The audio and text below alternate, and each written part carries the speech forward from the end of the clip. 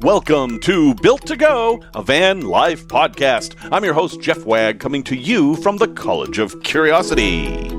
This time it's episode 103, and we're going to talk about condensation and building out your van on the road and someplace called the Lost Coast.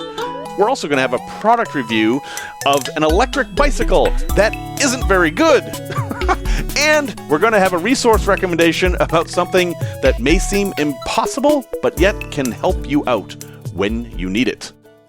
Hello, everyone. Welcome back. Very happy to be talking at you once again. And thanks to all of you who got back to me about the show notes. Last week, I made an offhand remark about, does anyone ever look at the show notes? And apparently you do, because I got lots of responses saying just that. So I will definitely keep paying attention to the show notes, and maybe we'll add even more since there are people who actually read them. I have an ambulance. I know, I'm so tired of saying it. You're tired of hearing it. But I am learning an awful lot through this ambulance process, and I think a lot of it can help you guys, especially folks who are just kind of dipping their toes into the water of van life and not really sure which direction they want to go. So I wanted to tell you guys what it was like to build out a van when you don't have a garage or a driveway or access to power or anything like that. And I've learned some things that were unexpected. And so I thought I would share them. Now, when you do this, when you buy a van that you're going to build out, if you don't have a place to work on it, you have to make a lot of adjustments. Your van is now also your workshop and your storage area. So everything you buy that you're going to put in your van has to fit in the van somehow. And this can be a real problem. Now, as it happens, I do have a storage unit, and I am putting some stuff in there. And I'm really glad, because if I didn't have that, I'm not really sure how I could do this. So that's my first tip for somebody doing this. If you're going to be in the same location relatively for any period of time, it is probably worth it to rent a storage unit. It doesn't have to be huge, but you're going to have big things that are going to be in the way.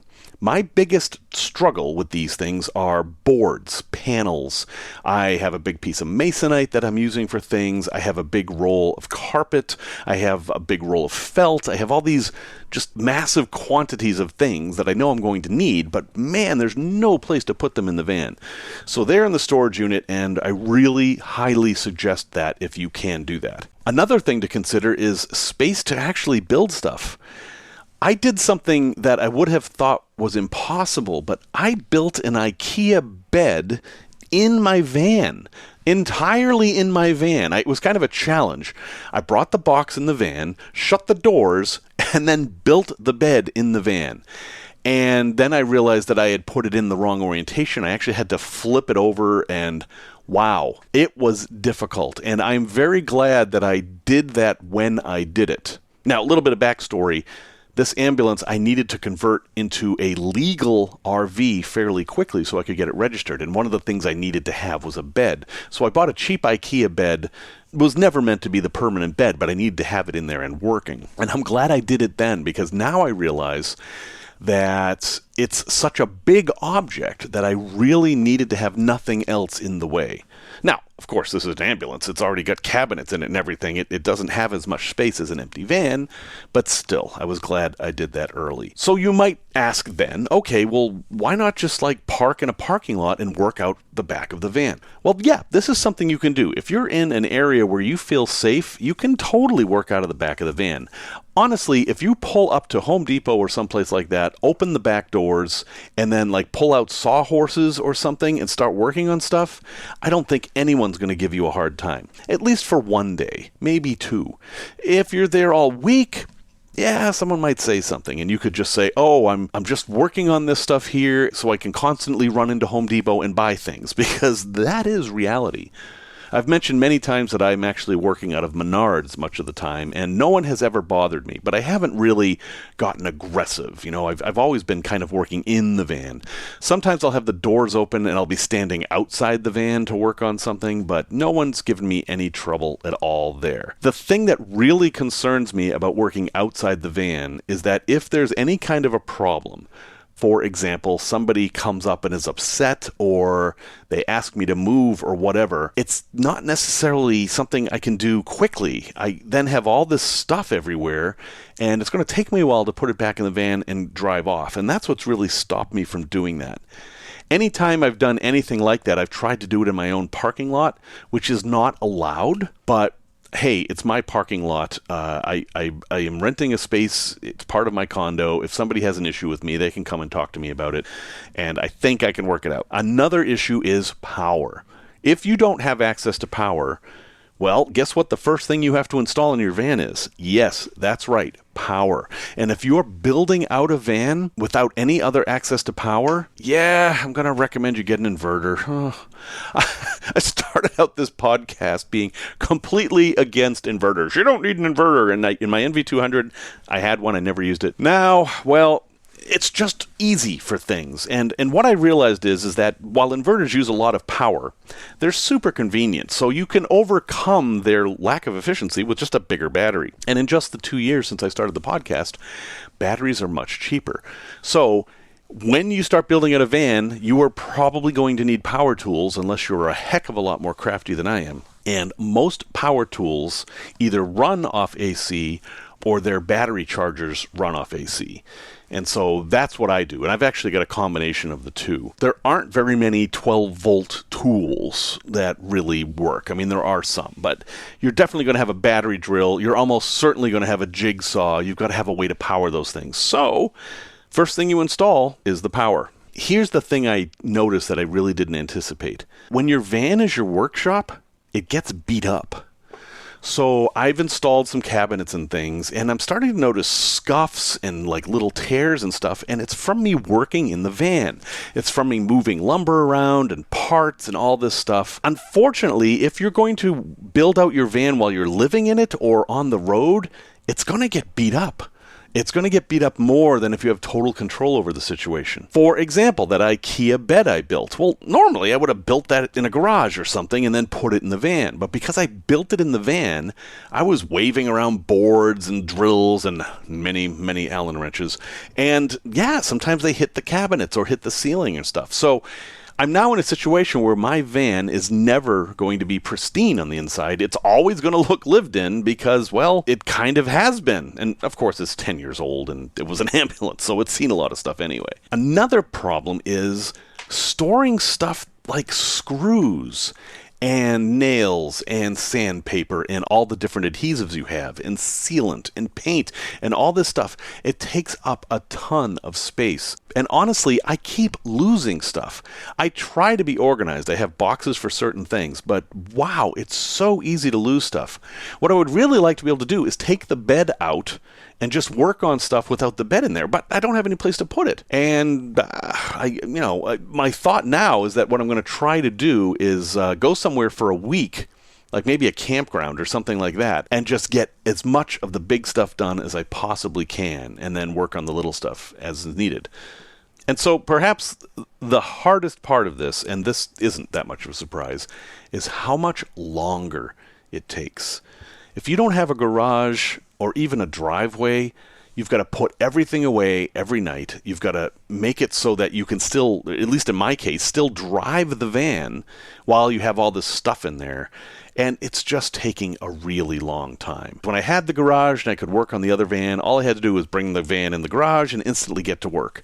Now I have to get in the van, drive somewhere that I can work on it, rearrange everything so I can reach what I'm working on that day, and then spend a whole lot of time looking for that bolt or that screw or that bit of sandpaper that I know I bought. I know it's in there somewhere, but man, I can't find it because I've worked on 16 other things since the last time I used that sandpaper.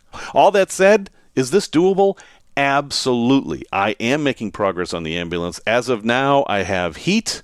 I have a nice stovetop that I just installed that has electric ignition. I'll tell you about that in an upcoming episode. I have a bed. I have water, ways to charge things. I mean, basically, I am good to go with this thing. If I had to go on a trip next week, it would take me half an hour to get on the road, and I'm good to go. It's not neat. There's a lot of trim missing and all that stuff, but functionally, I have made a lot of progress. It has just taken a really long time. So Don't take this as discouragement. Just take this as a word to the wise. If you're going to build out your van while you're living in it, while you're on the road, plan on it taking a lot more time and think a lot about logistics. Where are you going to put things while you're working on it? And there are solutions. There are solutions. You could get a big roof box. And here's a solution that I haven't done but might work.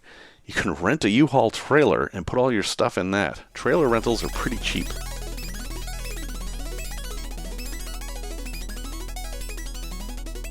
Tech Talk. This starts with a little bit of a story. I have a friend named Susie from Colorado. We've traveled a lot and we get along very well. And Susie hasn't traveled all that much other than the times she's been with my travel group. And she grew up in Denver. And the whole time she was growing up in Denver, she never really understood what coasters were for. You know, coasters you put under drinks. She just didn't get that. Like, what was it for? Is it in case you accidentally spill a little? And then she came to visit me in Chicago, and I handed her a cold Diet Coke and a coaster, and she was amazed to notice that condensation formed on the outside of the Coke can and dripped down into the coaster. And she said, "Oh, that's what coasters are for." Because in Denver, they don't have condensation. If you take a Coke can out of the fridge in Denver, it's not going to have any water on the outside of it because the air's too dry. There's no water in it. But some folks who have lived in Denver and then get a van and then drive somewhere back east or down south suddenly have this mystery water called condensation all over the inside of their van. Now, we've talked about it a lot, and if you've ever done anything with van life, this is a topic that comes up. But I have seen a lot of people posting like, "Oh my God, something's horribly wrong. There's water on the inside of the windows." And I think what's happening is a lot of first-time van lifers are entering winter or cold weather for the first time, and now they're seeing this phenomenon. Now, to be clear, while condensation on the inside of your van is going to be a lot less somewhere dry, it's still going to be there. Because you are the source of the water. You breathe out a lot of water. And if you have a dog and a partner, that's even more water. So you're producing more than enough water to condense in the windows. Condensation happens when the glass or metal is colder than the dew point. The dew point is the point at which water will come out of the air, basically. You're in your van, you cook up some spaghetti, whatever, you go to bed, everything's dry, and then overnight the temperature drops, the metal and glass get cold, and then water will come out of the air into that glass. And the more water there is in the air, the higher the temperature of the dew point. So what do you do about this? Well, the biggest answer, and the one that a lot of people just won't accept, especially in winter, is ventilation. Humidity inside your van is almost always going to be less than the humidity outside the van. So one way to get water out of the air in your van is to replace the air. And you do that with ventilation. Now, in the winter, people are like, "Oh, but that's going to let out all my heat." And, well, yes. Heat also carries moisture. When you ventilate in the winter, you are letting warm, moist air out of your van. And that's good. That's what you want to do. That's why there are bathroom fans in houses. They're mostly to let the shower moisture escape out of the house, which is super important when it's cold because that water will get places and condense, and then you have problems. So ventilate. Have the max air fan going even in the winter. Have a window cracked, not only for carbon monoxide concerns, but to get that moisture out of there. And if you're like, "Well, now I'm cold," the answer is you need more heat. And preferably a dry heat, like a diesel heater or something like that. Propane heaters, I should say, catalytic propane heaters like buddy heaters produce a lot of moisture on their own, so they're not going to dry anything out. But a forced air propane heater that exhausts out the side or a diesel heater will produce dry air, and that will help dry things out. Just so you understand, condensation isn't good. It's not the worst thing in the world, but over time it can cause problems. You really, really, really need to ventilate. That's how you deal with it. And you're always going to have a little bit of condensation. If you have a light mist on the inside of your windshield when you wake up, don't even worry about it. That's not a problem. You can squeegee it off, you can wipe it off, or you can just leave it alone. It'll go away by the time you're done cooking breakfast. Tales from the road. Oh, yeah. So travel is fun, huh? When I first moved to Chicago, I wanted my kids to come out and visit, and this was in December of 2010, if I remember correctly, so a while ago. And we thought, well, let's have some fun. So we actually booked an Amtrak from Boston all the way to Chicago, and we had the big family sleeper room in the back. And, this was going to be great. This is one of those really cool travel across America things, even though the train ride between Chicago and Boston is fairly ugly. But not that that mattered, because as it happened, there was a massive snowstorm that night. And by the time we got to the train station, which I believe was South Station in Boston, the train had been canceled. And, well, I still needed to get back to Chicago, and the kids still had Christmas off. So I talked with my dad, who's an adventurous type, and he said, well, why don't I just drive you to New York? And the reason that made sense was because our train from Boston actually went to New York, where we changed trains and then went to Chicago. So he rented a car. He actually rented a Jeep so we could drive through the snow. And we drove to New York, and we were super early because, of course, cars are faster than trains, and everything looked fine. And we waited in the station. We had a couple-hour wait. And then, with 20 minutes before boarding, they canceled that train too. And now I'm in New York with my kids with no transportation, and then I get a call from my dad. It turns out he thought that might happen, and he just stayed in the parking lot waiting for the train to leave. Like, how good is my dad? He's pretty darn good. At any rate, we did a little bit of shuffling, and we found another train that we could get on that would actually get us out of the city, and we boarded that, and all was great. We headed up through Pennsylvania, and then the train came to a screeching halt and then went backwards into the station, where they informed us that the train in front of us had been blown off a bridge right outside Harrisburg, Pennsylvania. Now, it was an empty freight car train, but the wind was so bad it blew the cars into the river, and they decided that we shouldn't go across. And I'm okay with that. That's one of those decisions I'm okay with. But then I was in Pennsylvania with my kids and no transportation. So Amtrak said, okay, that's all right. We're going to get you there. We're going to put you on a bus to Pittsburgh. Well, Harrisburg and Pittsburgh really aren't that close, and we had paid for a sleeper on the train, but whatever. We have to get to Chicago. So we wait a couple hours, they put us on this bus, and then boom, we're off. West I-70, we're heading out there, and then bang! The bus stops, there's tons of traffic, and we look ahead, and it's one of those tunnels. If you've ever driven I-70, which is the nation's first turnpike, or first interstate turnpike, there are these pretty impressive tunnels. And there was one in front of us, and what was happening was that ice was building up on the outside of the tunnel and falling and crushing cars. So they decided that our bus shouldn't go through there. So they made a detour, and we went around the tunnel, off the interstate, to some other train station, and we got on the original train that we were supposed to be on. I don't even remember the details of how we caught up with it or how that worked, but I know we ended up in Pittsburgh on the original train we were supposed to be on, which we then rode from Pittsburgh to Chicago in the sleeper car. But rather than having the adventure we thought we were going to have, we had quite the different one. And by the time we got to the train, it was 2 o'clock in the morning, and all we did was sleep until we arrived in Chicago. So this whole time, my wife is furious at me for having us go through all these weather-related disasters. But hey, we did make it to Chicago in time for Christmas, and heck, we could have been a Hallmark movie. Product review. Hey, this thing is not great. All right, this is a Razor, R-A-Z-O-R, UB1 seated electric scooter. This is a little tiny electric bicycle, except it kind of isn't a bicycle. It doesn't have any pedals. It's kind of hard to explain. It's like a stand-up scooter, except you sit on it.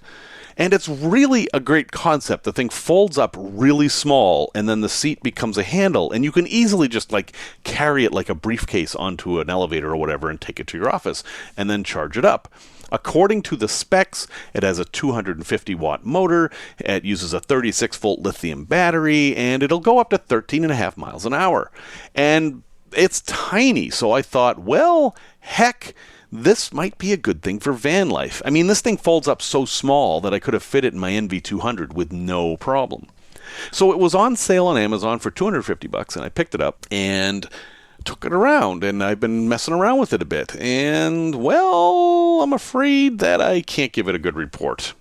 So according to the advertising, it is good for up to 40 minutes of constant driving. So at 13.5 miles an hour for 40 minutes, you might expect it to go 10 miles or maybe 8. Yeah, no. I can get less than 1 mile out of it.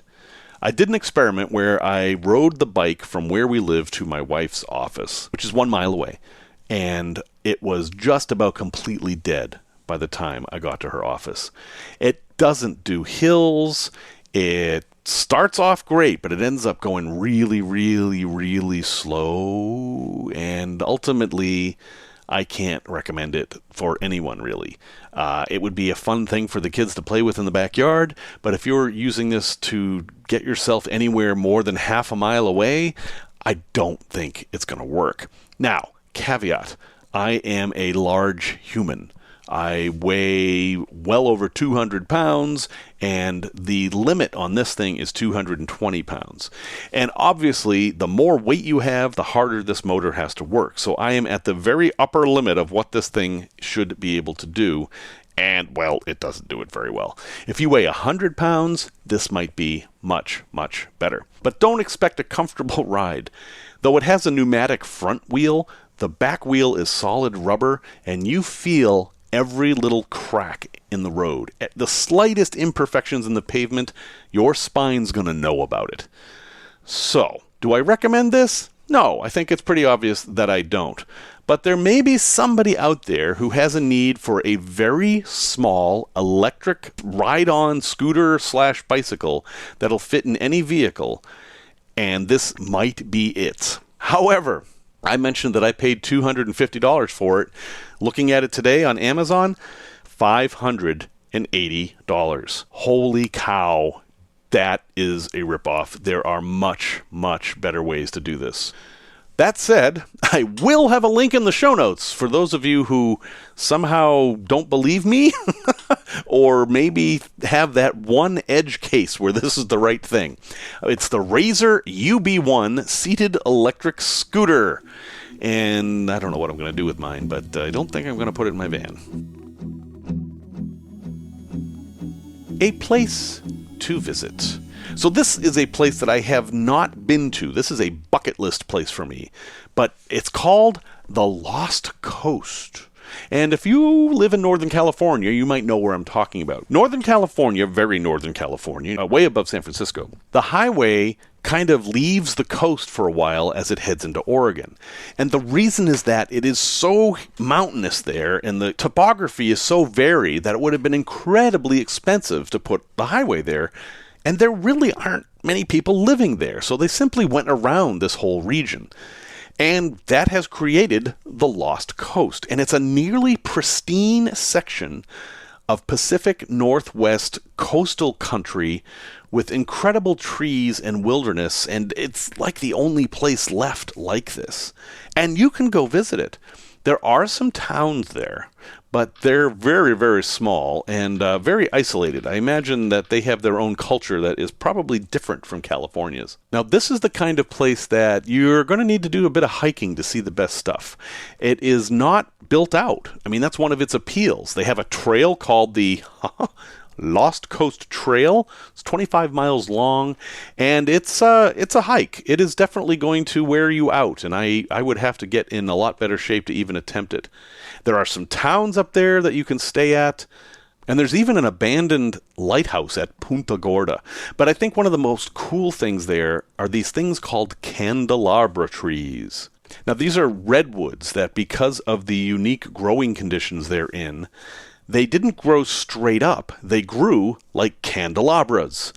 And for those of you not old enough to know who Liberace was, a candelabra is kind of a candle that holds many candlesticks. So you can think of a Hanukkah menorah, except it has more than one set of arms, if that makes any sense. It's a tree with a lot of arms. Imagine like an octopus with all its arms up, and each arm was holding a candle. That's a candelabra. Anyway, the trees look like that, okay? They could have called them the hands-up octopus trees, that would have worked just as well. I have perhaps delved too deep into this. But it's a very surreal, very cool place. These massive trees with all these weird arms. What a wonderful place for photography.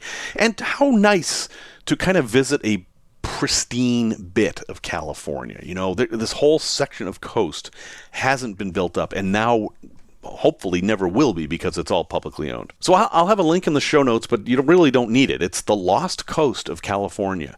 You can ask around, you can Google it, but if you are up for a wilderness type of adventure, I think you should add it to your bucket list too. Resource recommendation. Now, this is a weird resource, and I've gone back and forth on this, but I want you to consider this resource. Maybe not necessarily adopt it just because I said so. And that resource is Costco. You could also throw BJ's in there or Sam's Club too, that kind of thing, the big box stores. Now, these stores were created with the idea that people would pay a membership, belong to the store, and they would buy things in bulk. Like, you wouldn't go in there and buy a head of lettuce, you'd buy 3 or 6 heads of lettuce. And because you were buying in that quantity, you could get a discount. That's the whole concept. And it has pretty much kept up with that. I mean, seriously, if you're going to go buy lettuce at Costco, you're not coming out of there with 1 head.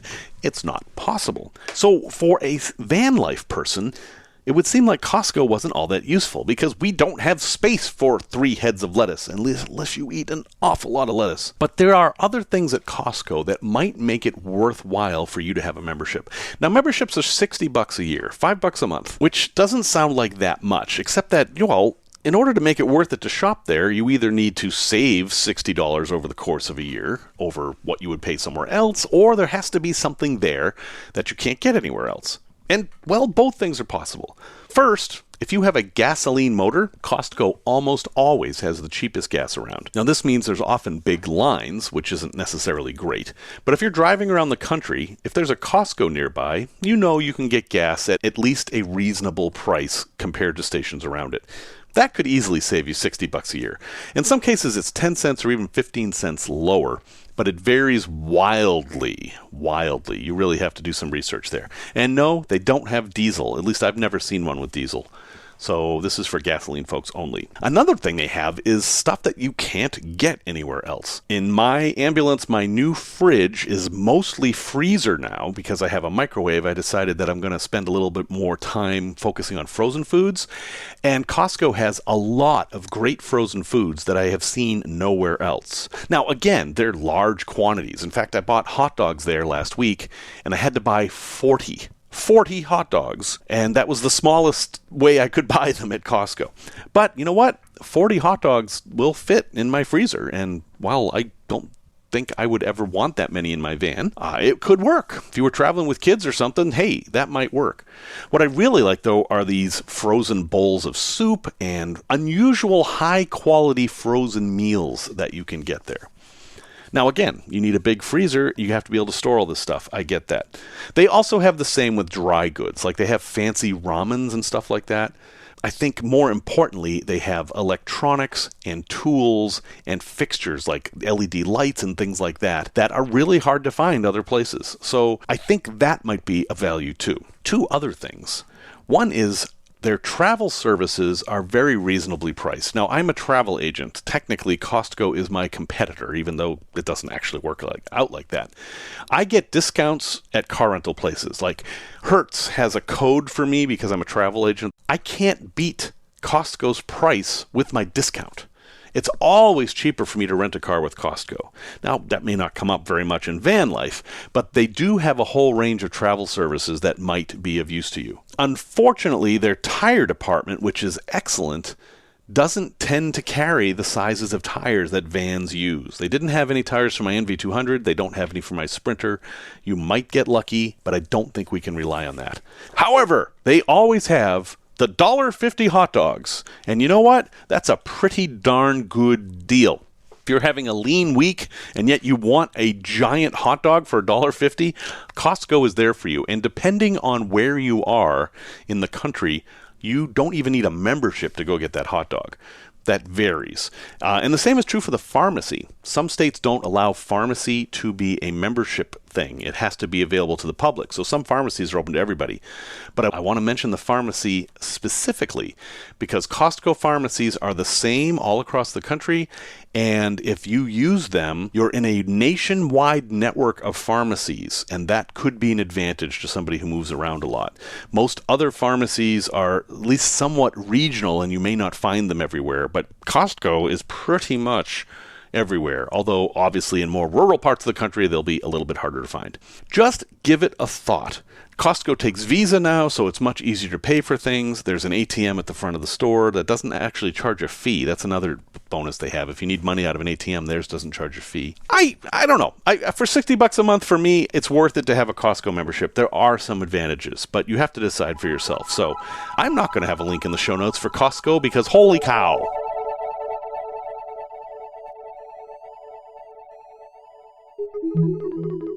Just a quick bit of van life news because there have been two different news items that came up this week. First one is that DJI, the company that makes most drones that are sold in the U.S., has been put on a blacklist by the U.S. government. Now, that sounds like they're going to ban DJI drones, but that isn't what it is.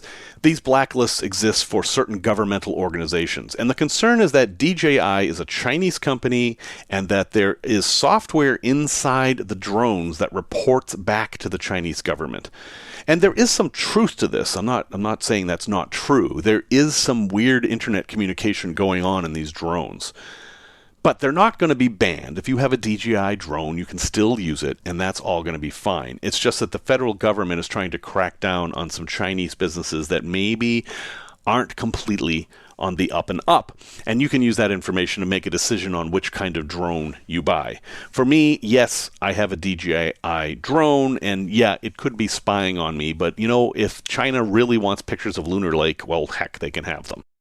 The other bit of news, which is California specific, is that their CARB legislation just banned generators, specifically small generators, the kind that you would use in a van.